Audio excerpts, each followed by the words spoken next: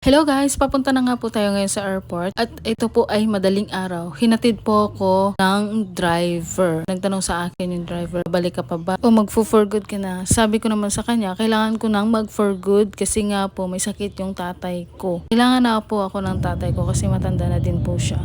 Tsaka nagbabalak na din po ako mag-asawa. Bago po ako umalis guys, nag-usap po muna kaming dalawa ni Madam. Nagpaalam po ako ng maayos at tsaka po nagsabi din po ako sa kanya, thank you po sa lahat-lahat ng ginawa niyo para sa akin dito. Naging employer ko po kayo, napakabait niyo po sa akin. Tsaka po, blessed po talaga ako na naging sila po yung employer ko kasi nga, minsanan ko lang makakitang okay yung amo mo, ituturing ka na parang pamilya. Tsaka pinagkakatiwalaan po nila ako guys sa lahat ng bagay. Kahit sa mga alahas niya, kahit sa mga bata, lahat-lahat. Ganun po siya katiwala po sa akin. Simula po nung dumating po ako sa kanila guys, yung batang inaalagaan ko po is 2 months old and then nag-for good na talaga ako nung magsi 6 years old na po siya. So, ang hirap po talaga, namimiss ko na po yung mga alaga ko, pero wala tayong magagawa. Ganito talaga ang buhay natin. Kumbaga, pinadala lang tayo sa pamilya nila para mag-alaga sa mga bata nila. Siguro nga, may purpose kung bakit nandun ako sa pamilya nila o dumating sila sa buhay ko. At laking pasalamat ko din sa itulong sa akin ni Madam.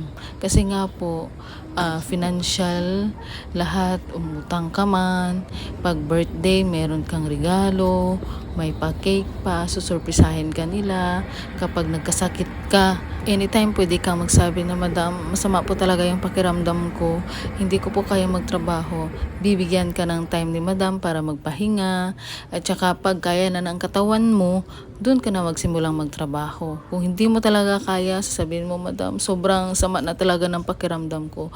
Doon na siya magsasabi na, ano bang gusto mo, ipa-hospital na ba kita? O ano ba, kaya libre lahat po yung paggamot lahat. And then, may time nga po noon na sobrang sakit ng ngipin ko. And then, nagsabi siya na, ano ba, gusto mo bang magpa-dentista? Sabi niya, ako na yung magbabayad sa dentista. Ipabunot mo na yung ngipin mo. Sobrang mahal ng pabunot guys. Yung nabayad ng amo ko is 500 real. Magkano yun sa peso? Yung bunot kasi guys, parang hindi na nila covered yun eh. Parang depende lang din po yun sa kanila kung sila yung magbabayad.